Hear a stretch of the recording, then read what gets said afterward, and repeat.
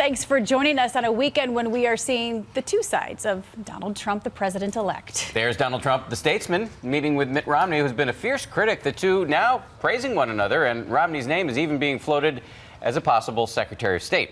But then there was Donald Trump, who vents his frustrations on Twitter. His target this time, the cast of the Broadway hit Hamilton, who Trump is calling, quote, rude.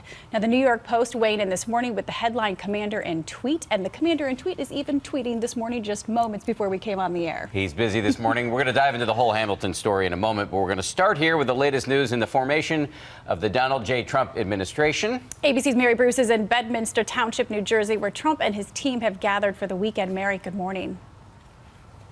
Hi, good morning. Yeah, Trump has escaped Trump Tower, trading it in instead for his golf estate here, what his team is now calling the Camp David of New Jersey. This morning, Trump is broadening the scope of his search, picking up the pace of those meetings, and even mending some fences. The once bitter rivals now shaking it off.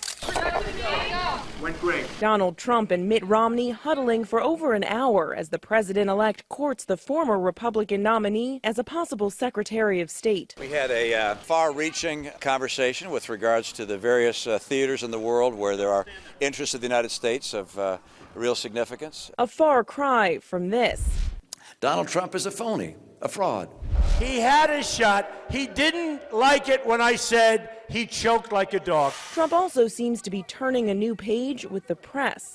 These people are among the most dishonest people in the world, the media.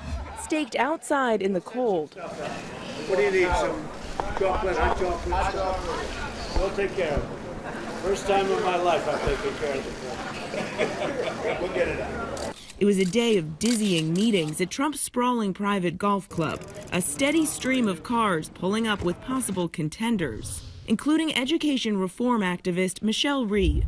Rhee's clashes with teachers' unions and support for charter schools were featured in the documentary Waiting for Superman. You know that kids are getting a really crappy education right now. She's now being floated for education secretary. Went great.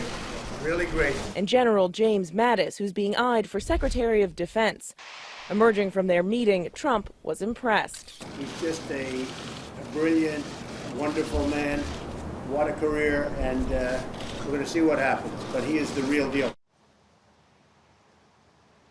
Now, the cabinet speed dating continues today. On Trump's long meeting list, among others, Rudy Giuliani and Chris Christie. Paula? Feels a little bit like The Apprentice. That's the consensus here, but there's been a lot of meetings this weekend. When do we think he might make an announcement about more appointees, Mary? Well, Trump says he's been seeing some tremendous talent come through the door and that he might be nearing some more announcements, possibly even today. Paula and Dan. All right, Mary, thank you.